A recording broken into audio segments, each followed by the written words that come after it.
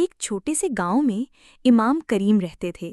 وہ اپنی دانائی، نرمی اور پیار بھری آواز کی وجہ سے سب میں مشہور تھے۔ ہر صبح وہ فجر سے پہلے اٹھتے، اذان دیتے اور سب کو نماز کے لیے بلاتے۔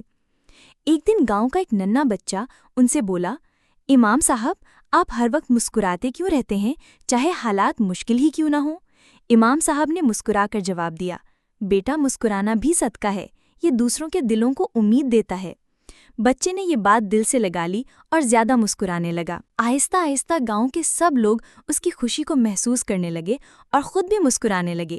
یوں امام صاحب نے اپنے عمل سے سب کو یہ سبق دیا کہ اسلام صرف عبادت کا نام نہیں، بلکہ محبت، امن اور امید بانٹنے کا بھی نام ہے۔ گاؤں والوں نے سمجھ لیا کہ امام کی اصل طاقت صرف نماز پڑھانے میں نہیں، بلکہ دلوں کو نیکی کی طرف لے جانے میں ہے۔